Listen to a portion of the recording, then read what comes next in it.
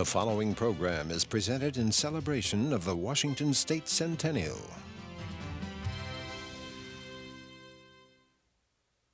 Major funding for this program has been provided by the Washington Commission for the Humanities and the Joel E. Ferris Foundation.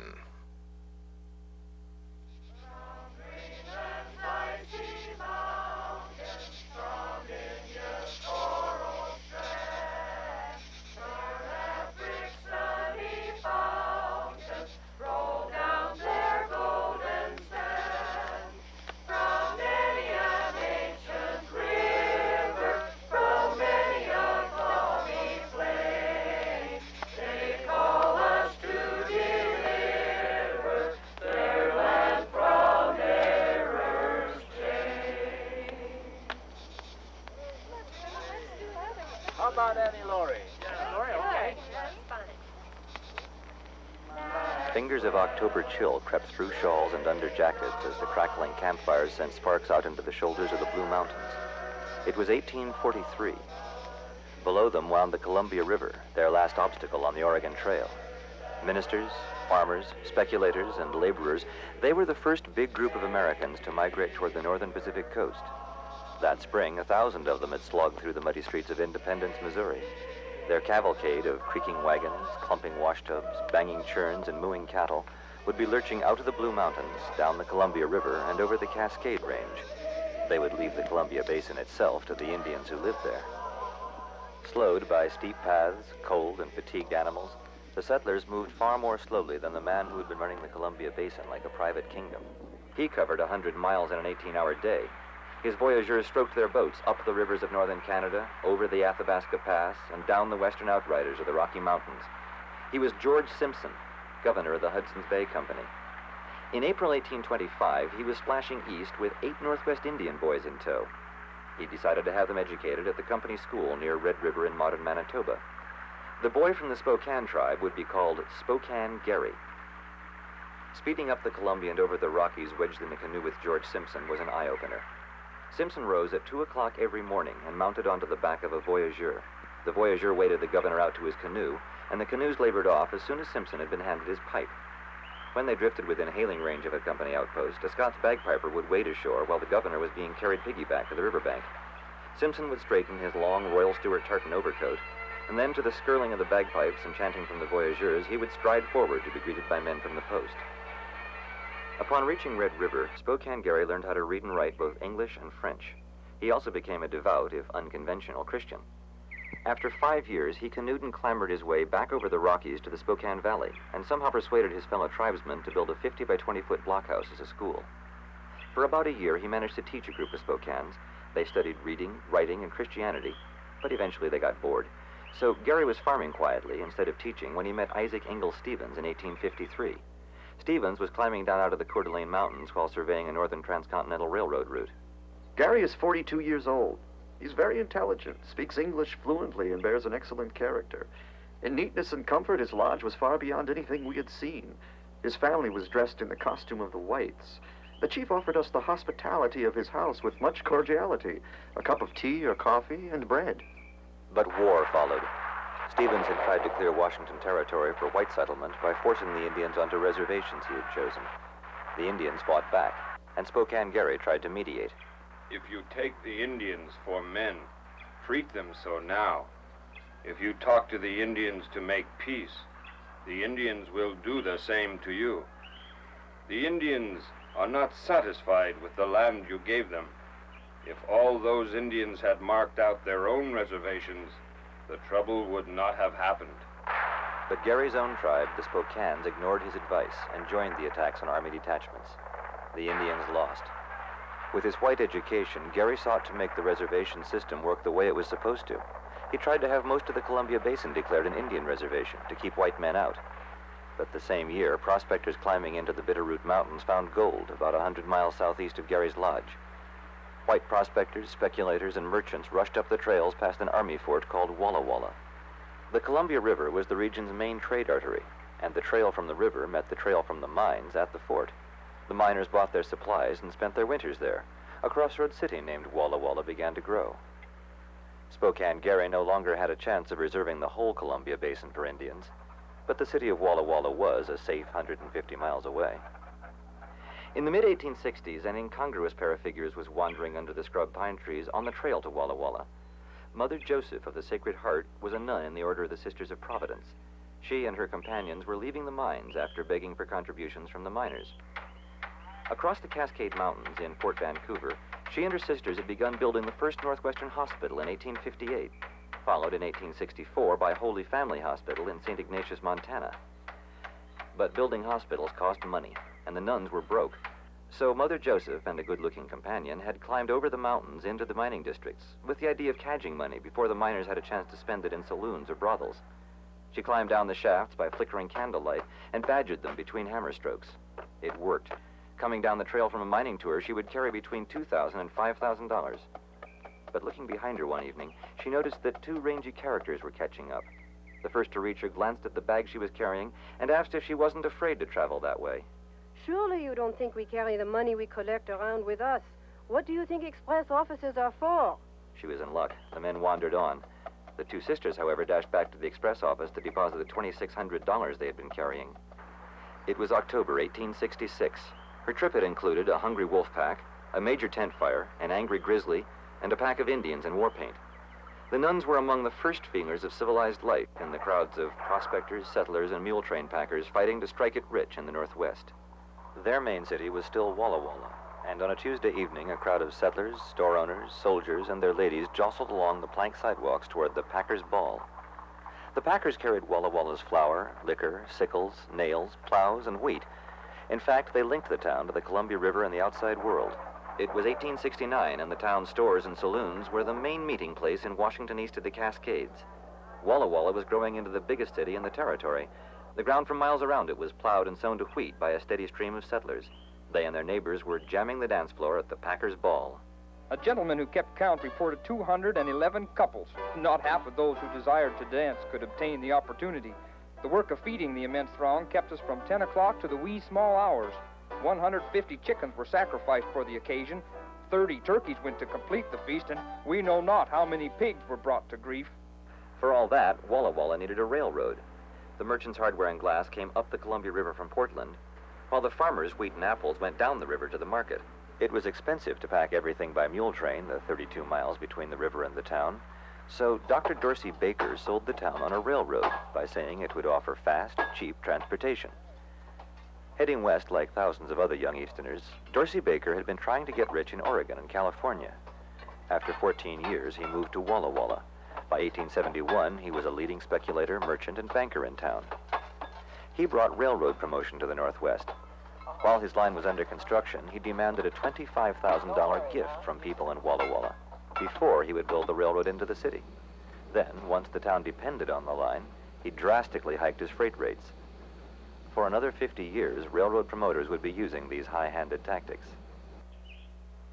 In the meantime, settlers were riding up the Columbia River on the steamboats and jolting into Walla Walla over Baker's Railroad.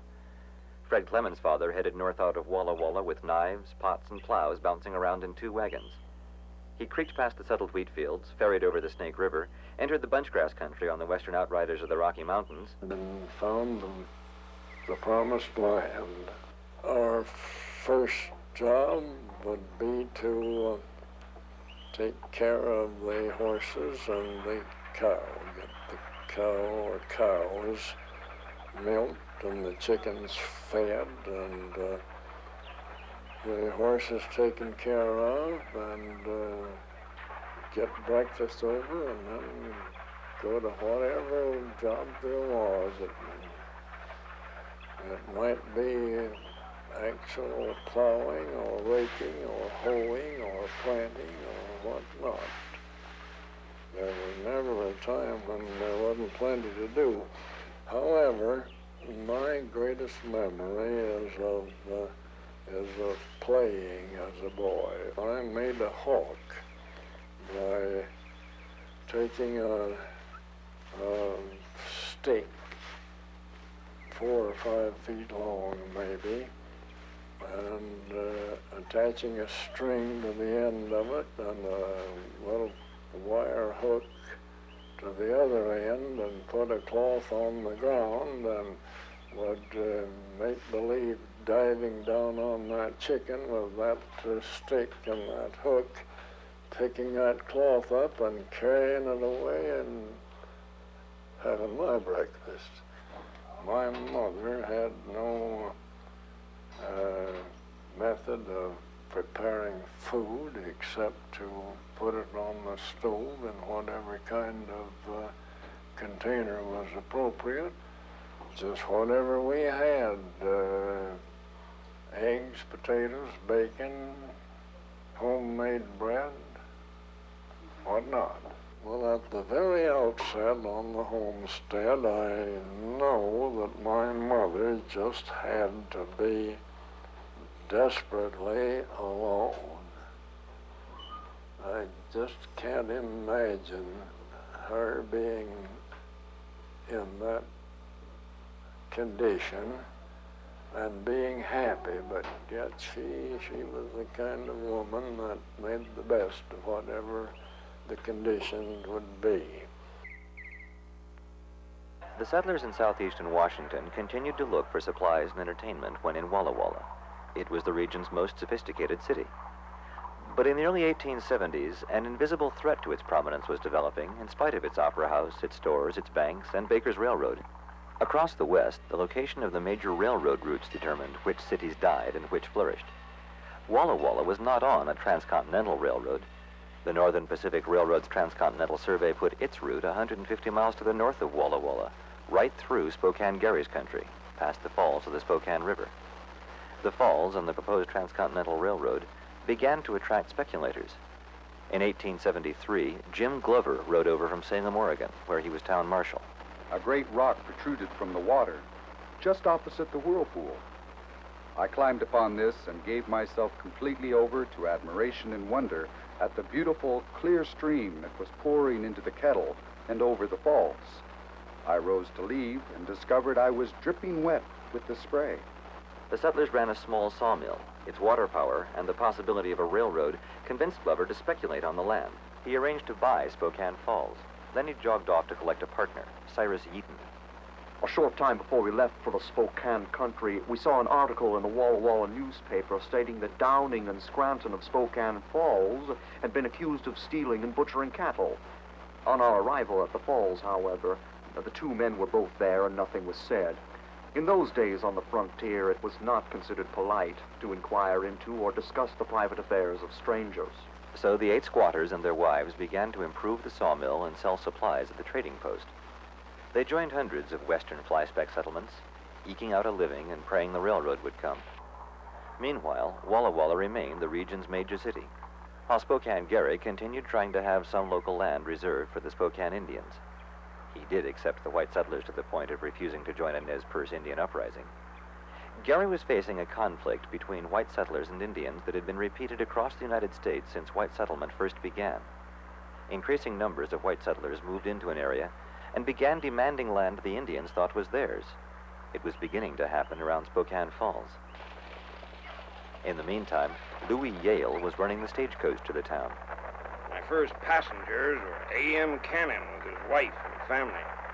Cannon was in such a hurry to reach the falls that he sat on the seat with me and applied the lash to the ponies while I drove. It was a busy month. Yale also brought Anna Brown up to the falls. In Colfax, all agreed that I was very foolish to think of going with my baby to such a wild place as Spokane. And as we swung up to the platform beside the little wooden store building, my heart went down. Men dressed roughly in frontier garb came out to get the mail. I thought I was coming to a very desolate place. But the combination of the water power and the future railroad attracted her husband, J.J. Brown, so along with A.M. Cannon, he decided to become a partner in Jim Glover's land speculation. Together, they formed a little townside company, like thousands across the West, and dreamed of being rich when the railroad came. In Oregon, J.J. Brown had been a superintendent of schools, and he spent much of his energy trying to organize a school in Spokane Falls. Bill and Clara Gray were just opening the California House Hotel. We decided to give an entertainment to raise money to run a school during the winter. The dance was to be held in Glover's Hall, but the meal was to be served at the California House. The walls were only rough boards with huge cracks through which the wind blew. When I went to get my best dress for the party, I was in despair to find it frozen solidly to the wall. It was black silk covered with black lace. I was desperately afraid about spoiling it, but I was able to thaw it off with a hot iron. Our dance netted a neat sum of $80 for the public school building. And a small element of civilized life was established in town. 150 miles south, crashing hammers rang across the sandy waste on the northern bank of the Snake River. It was 1879. After 15 years of financial chaos, Northern Pacific Railroad crews were actually grading, laying rails, and spiking from Ainsworth, north and east over the scrubby grasses, toward Spokane Falls. Building the railroad wasn't cheap. Every pound of spikes, every length of rail, every maul, every bolt, every track car, every locomotive had to be shipped around the Horn to Portland, be steamed up the Columbia, be lugged onto portage railroads to clear the rapids, and then be heaved onto a steamer to swim upriver again to Ainsworth. The ties, however, came from the local countryside. Across the west, the Northern Pacific was grabbing any man it could reach. Irishmen blasted rocks, Chinese crews did the grading, footloose Americans pounded spikes. For the townsite speculators from Chicago to Seattle, for the Jim Glovers, the Anthony Cannons, and the J.J. Browns, a payoff was in sight at last. As the railroad ties thudded down across the west, friends of the railroad's boards of directors were buying cheap land from the roads and surveying town sites on it. The town site up the hill from Spokane was called Cheney. To increase its value, Cheney's investors wanted Cheney to win the Spokane County seat in the coming election, while Jim Glover, J.J. Brown, and Anthony Cannon wanted it to stay where it was, in Spokane Falls. Spokane Falls had 380 residents, Cheney under 100. The election decided nothing. Although Cheney cornered a majority, Spokane won, after several precincts were challenged.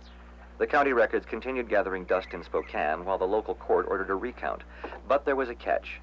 Bill Bishop, the auditor doing the recount, would keep his job only if Cheney won. Monday night, March 21st, the music and shuffle of a big dance crept into the evening from the hall over Glover's store. It was Dick Wright's wedding, and everyone in Spokane was there. Everyone, that is, except Bill Bishop, the county auditor, who had chosen to finish his recount shortly before midnight. His office clock ticked. Bishop heard the door creak open. It was nearly midnight when the Cheney party arrived. Almost a score of men, well armed and prepared for trouble. But we had just started when the dogs began to bark, so we hurried our pace and made ready to fight. Spokane seemed to have more dogs than any Indian village, and they were in full chorus. We heard a shot. The books were hastily thrown into the wagons, and the cavalcade hurried along through the night to Cheney. Spokane awoke to find the county offices gone. Armed men patrolled the streets of Cheney for the next 6 weeks. We had wild strawberries for dessert, which I had bought from the Indians. I can remember what a job it was to pick over those little wild berries. Then, after dinner, when General Howard went to get his horse, he found that his orderly had gone to sleep and allowed the horse to stray away. Mrs. J.J. Brown was washing up after entertaining General Howard. In the summer heat of 1880, the roaring of the Spokane Falls was mingling with the shifting noises of soldiers and of some 4,000 Indians. General Howard was proposing that they move to a reservation west of the Columbia. Spokane Gary was still hoping to limit white settlement. Myself, if a treaty is made with us for our lands, I wish our reservation to be located where we will not be interrupted by the whites, nor our people have a chance to interrupt the whites. But the Spokanes would not be dumped on a foreign reservation. What right have you to dictate to us? This is our country, and we will not leave it. 6 months later, Louis Yale, the stagecoach driver, walked up Spokane Falls Howard Street to the fresh crushed rock and gleaming rails. The Northern Pacific Railroad had finally come to Gary's country. When the first work train came in, the town arranged an impromptu celebration, and everyone gathered about the train. Jim Glover, always to the front on such occasions, climbed up on the top of a boxcar and began a speech. But the train's crew hadn't been consulted, and in a few minutes, they started up the train. Jim grabbed a brake wheel and began to speak his loudest to overcome the noise of the engine and the rattle of the wheels. The crowd started to walk along the right-of-way to keep up with him, but the train kept gaining speed, soon outdistanced the crowd, and Glover had to sit on top of the car and cling to the brake wheel with his great speech unfinished. As the sun set over each new mile of rail, the track crews relaxed over scratched shot glasses and bent cards at Dutch Jake's saloon. His real name had been Jakob Getz. He was a German immigrant. I set out to go into business along the river where they were building the Northern Pacific Railroad. I put up a building, hard locks and canvas, and opened a lodging house and restaurant. In those days, no Western hotel was complete without a saloon, and I also added a saloon. When the work advanced beyond us, I pulled up stakes and moved on. We followed the railroad to Cabinet Landing, to Vicksburg, and to Second Crossing or Last Chance. Those early construction camps were filled with tough characters, gathered from all over the West. They preyed on the laborers who earned the wages. It was a common saying that these bad men had a half a dozen men or more for breakfast every morning. That is, it was common to find the bodies of murdered men about come morning. So the string of rails inched eastward from Spokane Falls through the valley of the Clark Fork. At Gold Creek, Montana, it met the westbound rails from Minneapolis on September 8, 1883. The Northern Pacific Railroad had opened Gary's country to Chicago and New York. Just 3 days out of Chicago's Union Station, the engine steamed into Spokane Falls. Although Dutch Jake had moved on, the railroad construction had left the city full of saloons. An odd environment for the town's new school, but it was prospering. The building had been built of green lumber. After a season and a year, it was well ventilated with cracks. It was heated by stoves fired by one of my pupils who got up at 5 and started the fire so the room would be warm at 9. Mattie Hyde was teaching in Spokane in the winter of 1882. We had what was called a wide-open town. The streets and vacant lots were strewn with playing cards. I was told that it was a custom in gambling for the loser to ask frequently for a fresh deck. The old cards would be thrown on the floor, tossed out of the window into the street. 2 of my students were professional gamblers and dealt faro bank at night. I had about 40 in the room, ranging in age from 22 down to 12. I always had excellent discipline. I think this was partly due to the example of those young men who dealt faro. They were there to learn, and in the classroom they were studious and quiet, whatever they may have been elsewhere. Of course, Mattie Hyde would later become a successful real estate speculator, with professional gamblers as her partners. Meanwhile, however, the school and the local colleges that would join it in several years were small but successful islands of civilization on streets full of drinking, gambling, and prostitution. The Northern Pacific Railroad was changing Gary's country. The road's federal charter gave it 40 alternating sections of land for each mile of track laid in the territory. The idea was that the income from land sales would help pay for the track, ties, and construction crews. Farms along the line would also mean more freight and passengers for the railroad. So the Northern Pacific went hunting for settlers. From the green downs of southern England east to the windy plains of Prussia, 955 Northern Pacific agents urged emigration. As the news reached Matthias Reinbold, he encouraged 9 of his 14 children to leave their small farm on the upper reaches of the Rhine River and emigrate to the Columbia Basin. The Reinbolds were not wealthy, but in the 80s, Andrew, Jacob, George, Simon, and Matthias Jr. strode up the gangplank and onto a ship bound for New York. The others would follow shortly. Immigrant trains from New York were not luxurious, as Robert Louis Stevenson remembered. Before the sun was up, the stove would be brightly burning, and soon, from end to end, the car would be filled with little parties breakfasting upon the bedboards. Haste is not the foible of an emigrant train. Should there be a block, it is unhesitatingly sacrificed. In all other trains, a cry of all aboard recalls the passengers, but emigrant trains steal from the station without a note of warning, and you have to keep an eye upon them even while you eat. The Reinbold brothers worked their way across.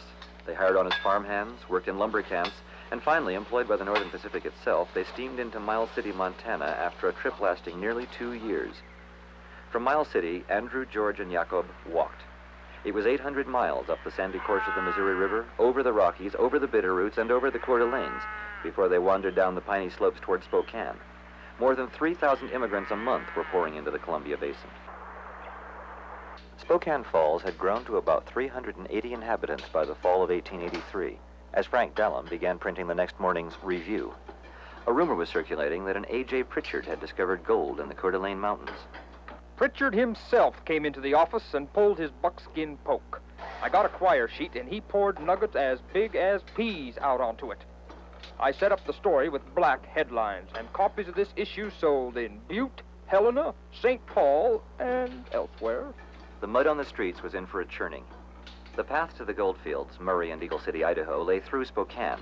Store owners made a killing selling mining pans, saddles, and food to the hordes of prospectors flooding through town. As dishonest as a Spokane merchant was a proverb in Eagle City. The word spread south to Dutch Jake Getz, who was tending his saloon at Wallula. Dutch Jake climbed onto the Northern Pacific, took the panting train to Trout Creek, and then struggled up and over the Coeur d'Alene Hills on snowshoes. The clinking shot glasses along the Northern Pacific right-of-way had brought Dutch Jake and Harry Bear $25,000.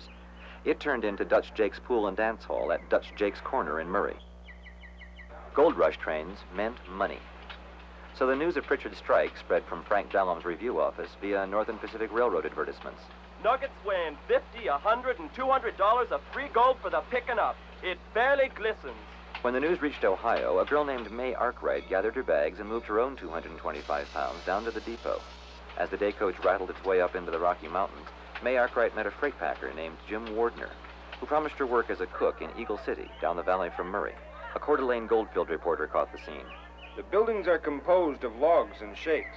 Great tents with gaudy painted signs loom up in endless variety, while from within come the sounds of revelry and strains of music, the clicks of chips and the metallic clink of hard cash as it passes over the bar. The streets and public places are thronged night and day with miners, prospectors, and packers. On the corner are knots of men talking mines and criticizing ore specimens that pass from hand to hand. The report of a pistol shot will bring 100 men to their feet, and the saloons will disgorge twice as many more in an instant. Murray was still busy as Noah Kellogg slipped down the street to Dutch Jake's Corner looking for Phil O'Rourke. It was September 1885. Kellogg was carrying some ore samples he'd found south down the Coeur d'Alene River, and their lead-silver content convinced Phil O'Rourke to help explore the claim further. O'Rourke had a grub stake from Dutch Jake Getz. He climbed up the hill and stumbled on the great Bunker Hill edge.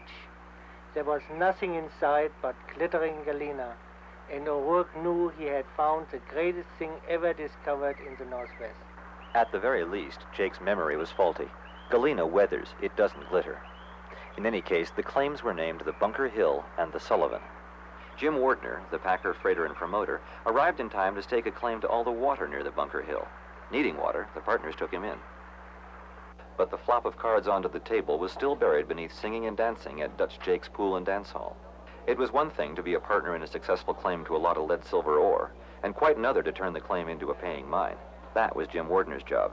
He needed to find a capitalist who would build the machinery that processed dynamited ore from the mine so that it could be shipped to a smelter. He also needed a way to ship the ore. The Coeur d'Alene mines were connected by mule train to Lake Coeur d'Alene, by steamship across the lake to Coeur d'Alene City, and then by stage to Spokane Falls. On an April day in 1886, a gentleman on a good-looking mule, to use Jim Wardner's words, arrived at the Bunker Hill and Sullivan. It was a crumbly cut in the hillside. The gentleman was Daniel Chase Corbin, and he decided to connect the Coeur d'Alenes to Spokane Falls by rail. Well, almost by rail. His crews measured a standard gauge track that left the Northern Pacific near Spokane Falls, only to dead end into a steamship dock at Lake Coeur d'Alene. At the same time, crews were pouring fill, grading, and bolting trestles for a narrow gauge track that pushed toward the mines from across the lake. One of the men shoveling crushed rock on that grade was Ed Boyce, an Irish immigrant. Between September and Christmas, Boyce graded the rocks into a roadbed that tied the mines to the lake. With the first thaw, the weight of the trains pushed the tracks down into the mud, the locomotives ground to a halt. As a railroad, it was awful. The track literally wound around trees. But by the spring of 1887, Jim Wardner's Bunker Hill ore could move out to market by railroad, steamboat, and railroad again. May Arkwright, the Eagle City cook, learned from Jim where the tracks would run and opened a cookhouse right next to them. I bought a cow, a broom, a bucket, a cook stove, a piece of land, and a two-room shack. The railroad also brought her a husband, Levi Hutton, known as Al. He was an engineer. In the meantime, however, Jim Wardner, Dutch Jake Getz, and the rest of the partners had a commercial mine on their hands. They sold it to a Portland capitalist, Simeon Reed, for about $800,000. It was a significant shift. The miners in the Bunker Hill were no longer working for men who had prospected in the district. In October, the Bunker Hill stockholders cut miners' wages. The Knights of Labor struck the mine until the cuts were rolled back. By November, the Wardner Miners Union had been formed. But Dutch Jake and his partner, Harry Bear, took their $200,000 cut, climbed onto the narrow-gauge railroad, and jolted off to Spokane Falls. In 1880, 380 people had lived there. Now, in 87, there were 17,000. The growth had attracted the attention of Mother Joseph, the nun who built hospitals.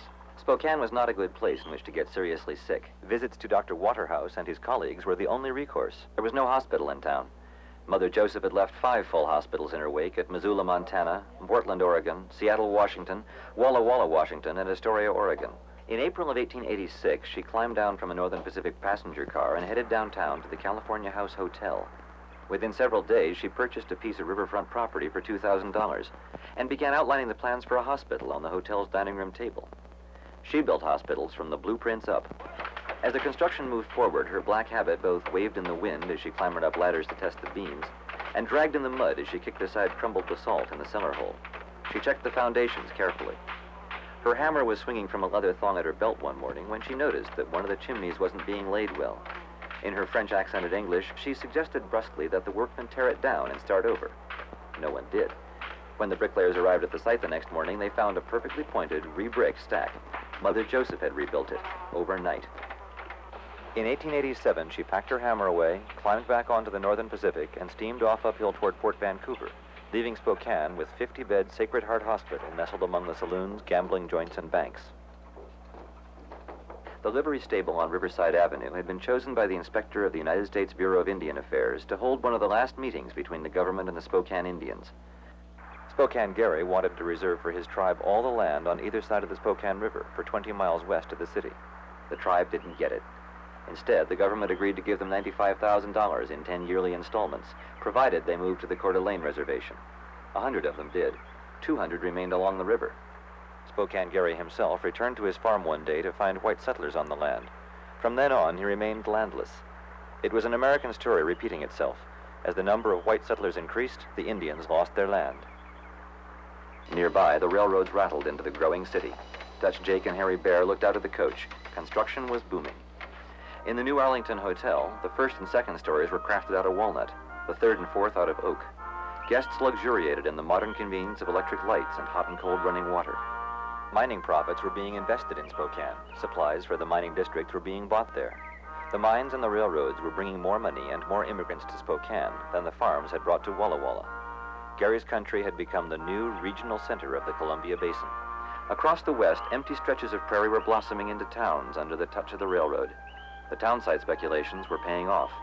Jim Glover, J.J. Brown, and Anthony Cannon had stopped playing lawyer or trading post owner and were walking through the rooms of the 3 competing banks they owned.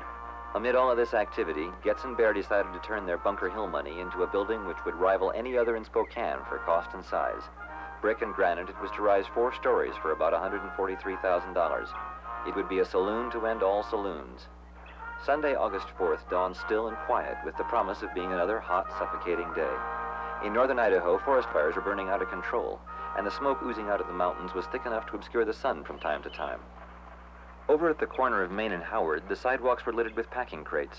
Dutch Jake had just opened the Frankfurt block 2 weeks earlier and was still hanging curtains and attaching sconces to the walls, with thousands of dollars of fixings out on the sidewalk.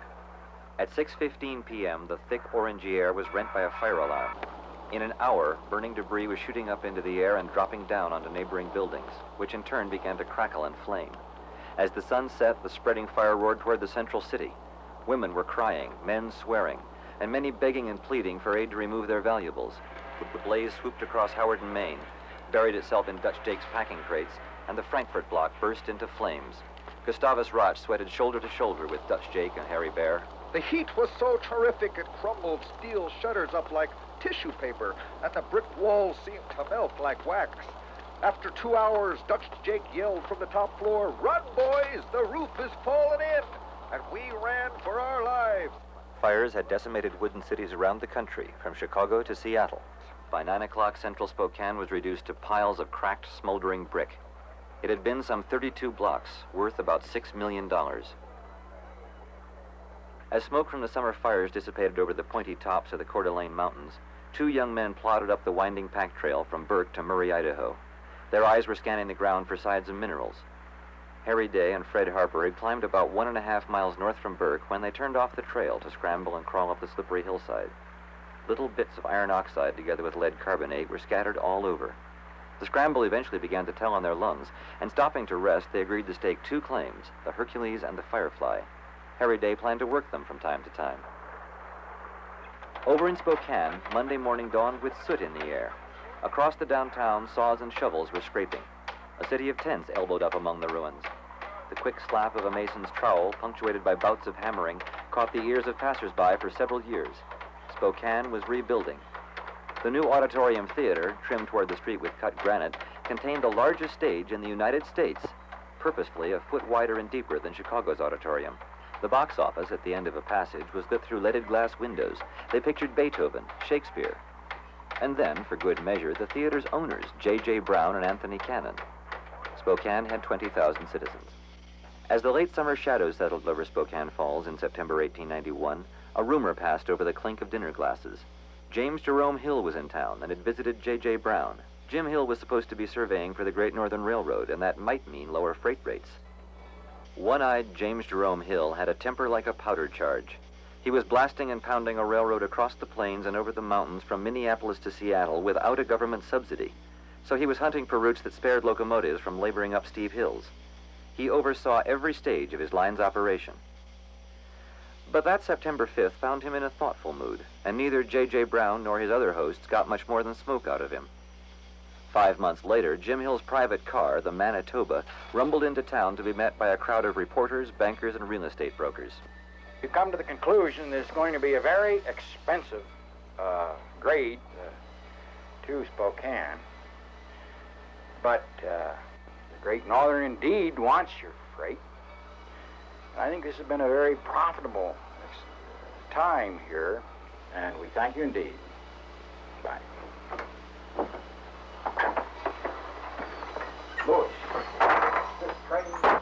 Over at their auditorium theater, J.J. Brown and Anthony Cannon, bank presidents and townside partners, had prepared a mass meeting to hear him. Hill said it would cost $1 million to build the railroad through town. In light of the cost, Hill wanted the property owners to give him a 5-mile path, right through downtown, free. We are not, of course, running our road for any charitable purposes or out of love for our fellow men or for any other than good business reasons, namely to make money. 5 property owners immediately donated 4.5 miles. The rest came quickly, and from the smoky interior of the Manitoba, Hill agreed to bring the Great Northern to Spokane. It was a badge of coming of age. As cities like Cheney shot up across the west only to subside again, a second trunk railroad clattering through town was tangible proof that the outside world had agreed a town's sidewalks and buildings were permanent. That property in a town like Spokane had recognized value. The hillside at the edge of that property was really more like a cliff. The boys thought it great sport to bounce stones down the slope in hopes of bowling over the teepee sitting in a cluster of trees at the bottom. Spokane Gary and his blind wife lived there. They dodged the stones by moving the teepee back and forth. On January 14, 1892, Spokane Gary died, landless. Gary died still believing he'd be compensated for the land he'd lost. His descendants never were. Crowded out by white settlers, the Spokane tribe was scattered. When you look at the red man, you think you have more heart, more sense than these poor Indians. I think that the difference between us and you Americans is in the clothing. The blood and body are the same. Do you think that because your mother was white and theirs dark, that you are higher or better? We are dark, yet if we cut ourselves, the blood is red. So with the whites it is the same, though their skin is white. The sun rose east over the Coeur d'Alenes. A war was starting. Standing in the shadows of outbuildings or ducking into ditches, Union miners were firing on the Gem and Frisco mines. They claimed they were trying to frighten scabs. The company guard shot back. It was Monday, July 11th, 1892. The unions had started because miners were often hurt and badly paid. Peering through the candlelight, they would pound holes in the veins of lead-silver ore, fill them with dynamite, and blast the rock into dusty chunks. That was dangerous, so the union had collected $30,000, which was turned over to Mother Joseph, who began hammering beams for Wallace, Idaho's Providence Hospital. Unions caught on. They had been fighting for a daily wage of $3.50 when, in the scattered snows of 1891, the mine owners closed the mines to force lower railroad rates. 1,600 men were out of work. Ed Boyce, the Irish immigrant who had graded Corbin's railroad, was secretary of the union at Wardner, the town by the Bunker Hill mine.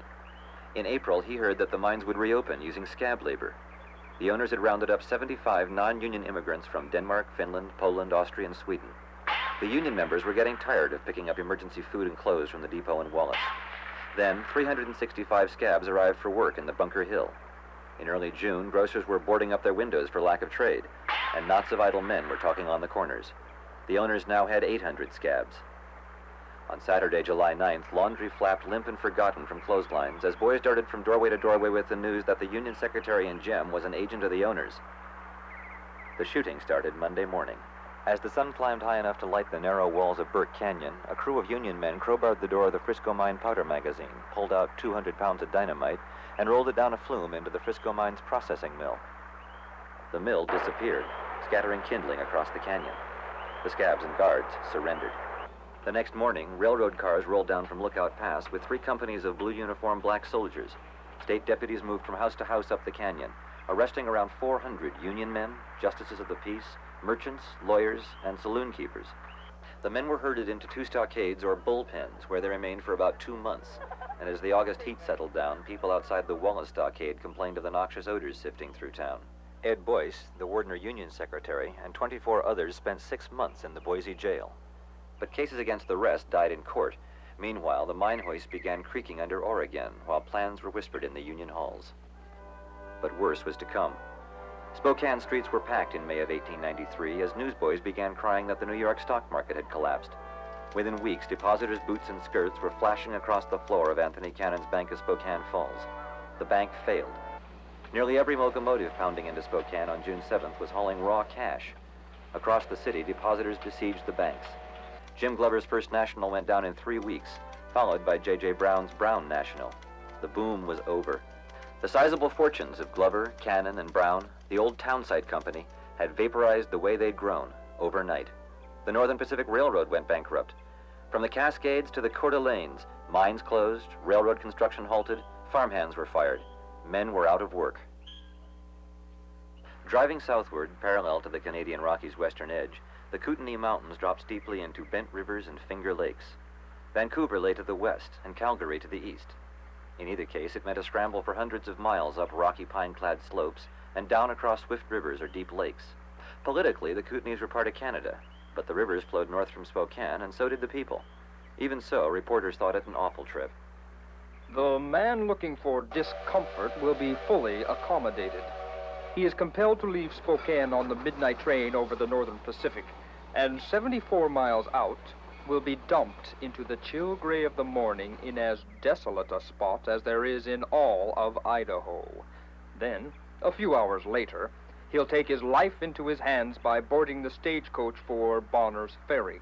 He will do this just once. The next time, he'll walk. The distance is only 34 miles, but it takes 6 hours and an ocean of blasphemy to traverse it. It was just as cumbersome for the mines in the Kootenays to ship their ore south. So Daniel Corbin built another railroad, this one from Spokane to British Columbia. It was called the Spokane Falls and Northern. The clanging spike malls headed north at the rate of 2 miles a day. Corbin had told his engineer, E.J. Roberts, to build as cheaply as possible. I'll build it cheap, and you run it cheap. But to be cheap, the track wound northwards following the lay of the land. And as the workmen paused to look back over the wriggling pathway, they nicknamed it the Snake. No fast trains would flash north on the Spokane Falls and Northern. Still, as the grass gleamed in the spring sun of 1894, locomotives hauling flour, bacon, hinges, newspaper, air drills, and whiskey panted up the Columbia River into Nelson, British Columbia. A trickle of orders had stirred the dusty desks in Spokane warehouses, causing an occasional man-wanted ad in the columns of Spokane Spokesman Review. Marginally, the twisting rails of the Spokane Falls and Northern were fighting the Depression. With the Red Mountain Railroad, the Spokane Falls and Idaho, the Northern Pacific, the Oregon Rail and Navigation Company, and the Great Northern, they were turning Spokane into the railroad junction of the inland Northwest.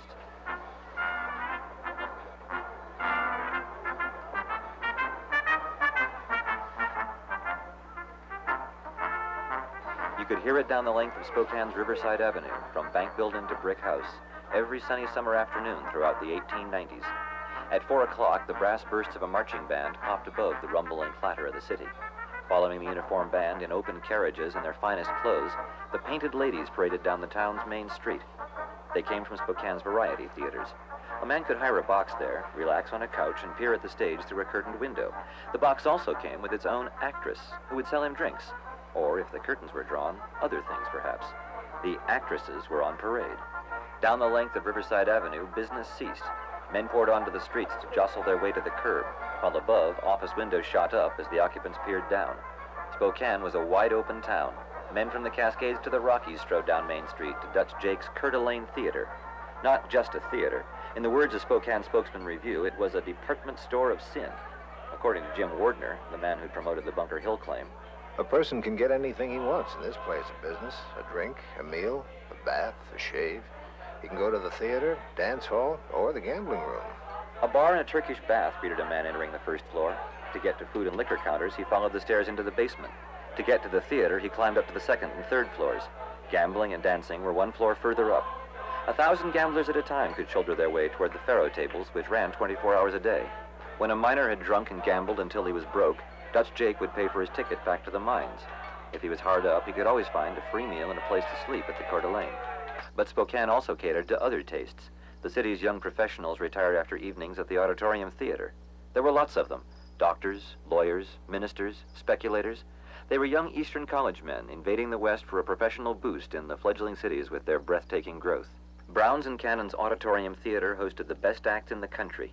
Chin peering over his white tie, tails dropping elegantly from his shoulders, and white gloves creasing at his fingers, the auditorium's English manager greeted each patron at the box office.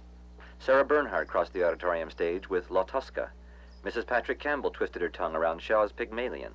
John Drew and Ethel Barrymore knew its stage door. A new generation was appearing alongside the founders in Spokane. The city had been founded by prospectors, track layers, and speculators, mostly single men who loved the gurgle of whiskey, the flash of cards, or the flick of a fancy skirt. But with its explosive growth, Spokane was turning into a city of wives, of children, of families, and of churches. In early 1897, the Spokane Reform League fought to close saloons on Sundays. It wasn't taken seriously. One league member wanted to close barbershops, Chinese laundries, and even candy stores. But Dutch Jake Getz was equal to the challenge. He invited 3 ministers to hold Sunday services at his department store of sin, and he hit the Review's front page. Mingling with the hymns of salvation and the message of religion were the clink of glasses, the maudlin utterances of tipsy men, and the hurrying to and fro of waiters with calls of 1 stein, 1 egg sherry, ham and eggs, 2 beers, 1 gin fizz, or 4 whiskey cocktails. Dutch Jake went dodging through the crowd, apparently as well pleased as a boy with his first pair of red-topped boots. The men were asked to remove their hats. Dutch Jake would forget occasionally and frequently found his on his head, but he always snatched it away instantly. Everything goes at the Coeur d'Alene. If anybody can get religion here, he's welcome to do so. I'll not stand in his way. Harry Day worked in the Wardner, Idaho general store. In off hours, he would grab a hammer and a rock drill to continue slowly punching the Hercules claim tunnel toward what he hoped was a vein of ore. That took drill steel and dynamite, which in turn took money. So as the October mist curled up the canyon in 1895, Harry sold a quarter interest in the mine to a 6-foot Danish milkman, August Paulsen. When finished with the cows, Paulsen also began tramping up the path to pound the rock drill. Around Christmas, he stopped milking cows altogether and began working full-time at the claim. What a fool I was to come so many miles over from the old country just to break rock. And they still needed money. So they turned to an old acquaintance who played at mine speculating, Al Hutton, the railroad engineer who had married 225-pound May Arkwright. Al and May scraped up $880 to buy a part of the Hercules. Both of them joined Harry Day and Gus Paulsen on weekends, sawing, hammering, drilling, blasting, and shoveling. Below them, in the narrow valleys of the Coeur d'Alene River, the miners' unions had recovered. On July 3, 1894, a crowd of 40 union men straightened masks over their faces, turned their coats inside out, and marched off, gravel crunching underfoot, to find John Kneebone. He was a miner at the gem mine who had testified against the union. They shot him to death. 3 days later, the transformers of the Bunker Hill mine's powerhouse smashed off their foundations in a small dynamite blast. The Bunker Hill was the union's main enemy.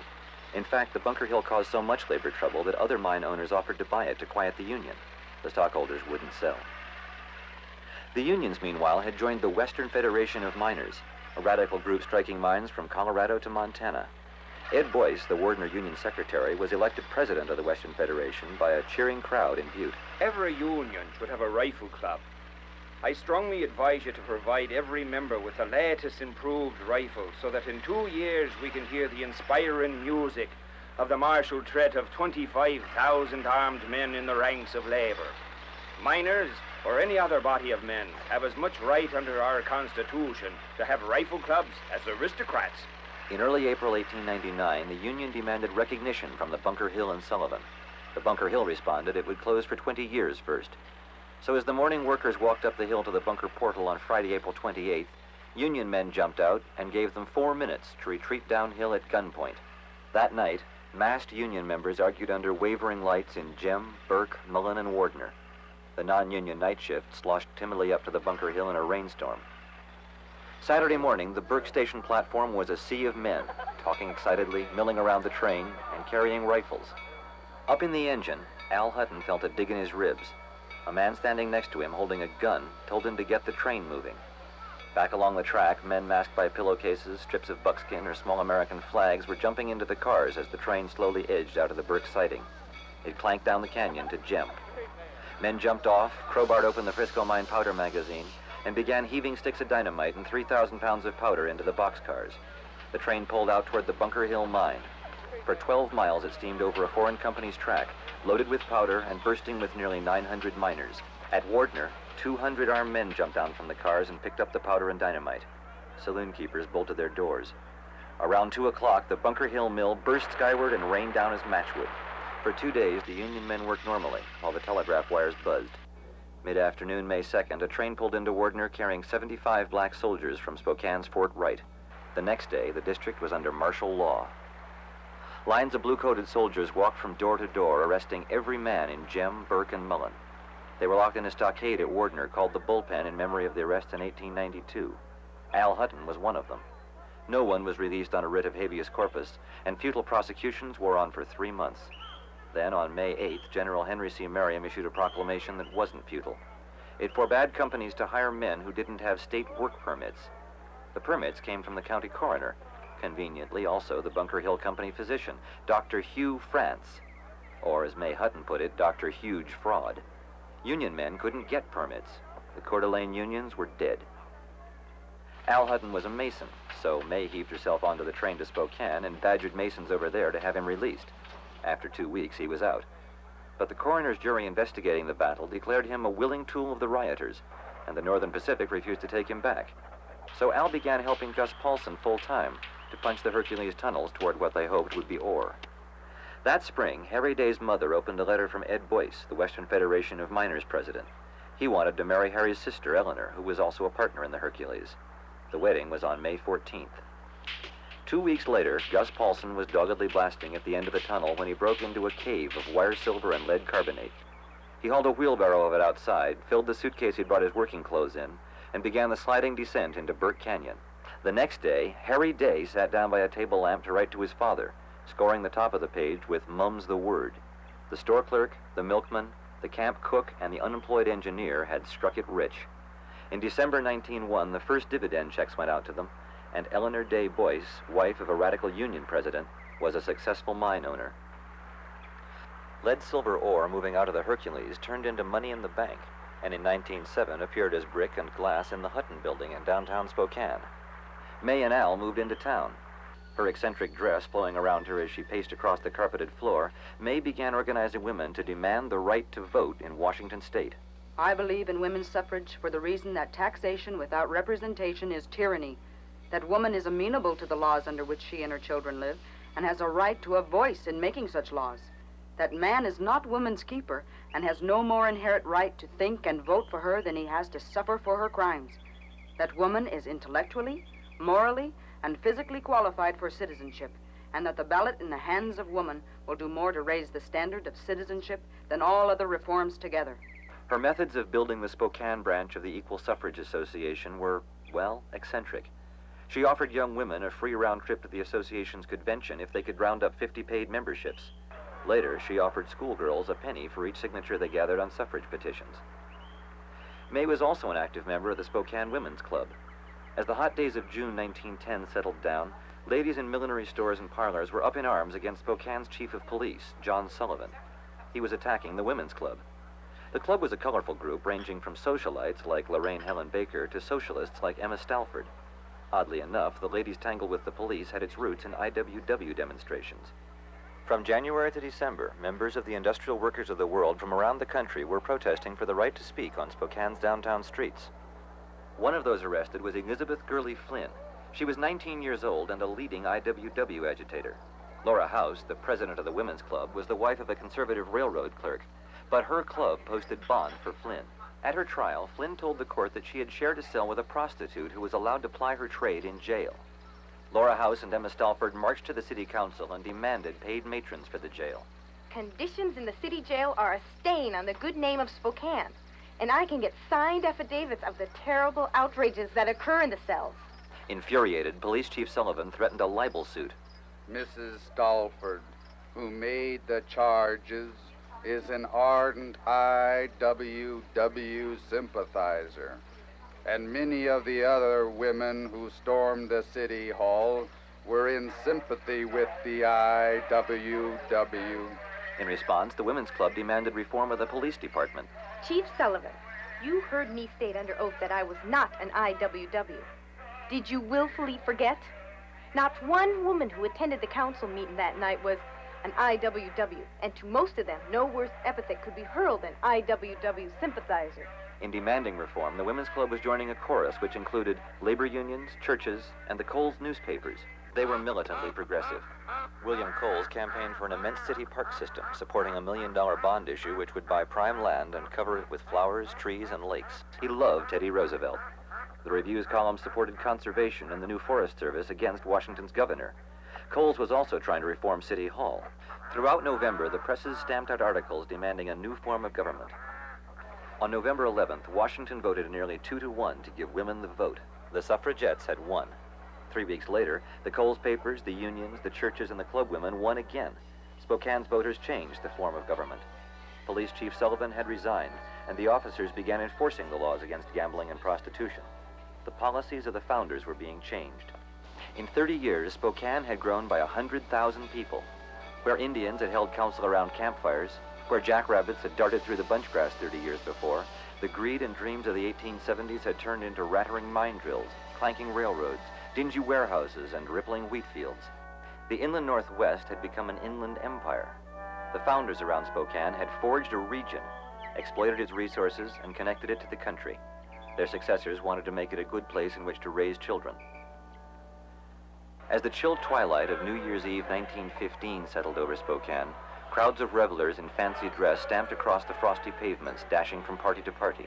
The reformers had killed the saloons, one of the last big links with the 19th century. Washington was going dry at midnight, but in the last 6 hours, Spokane was on a binge. Jostling, pushing, and grabbing, men and women lunged over the counter at Jimmy Durkin's, madly scrambling for the last packages of whiskey. They got foreign liqueurs, which no one recognized. For 2 days, Durkin hadn't passed a drop of brandy, gin, wine, ale, or beer over his counter.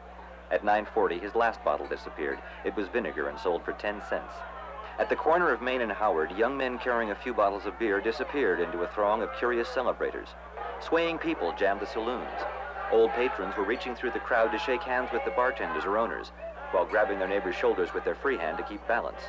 Along the front of the bar, the splashing beer kept the footing slippery and muddy. It was whiskey and beer or nothing. Dutch Jake slipped up the stairs to the roof of the Coeur d'Alene Hotel and primed his cannon. A shot rang out, cutting above the singing and drinking below, saluting 11:30. A minute later, another followed, and then in a minute, another. Over at the tables, parties locked arms in rocking embrace. 4 men and 1 woman sloshed through 12 bottles of beer in half an hour, leaning forward heavily to kiss one another with each glass. 3 young men hung over the balcony of the cafe, howling University of Washington and State College fighting songs. Dutch Jake's bars were out of beer and had only 3 gallons of whiskey to go. Minute by minute, the shots followed each other. 1915 was passing. Dutch Jake Getz was saluting the end of an era.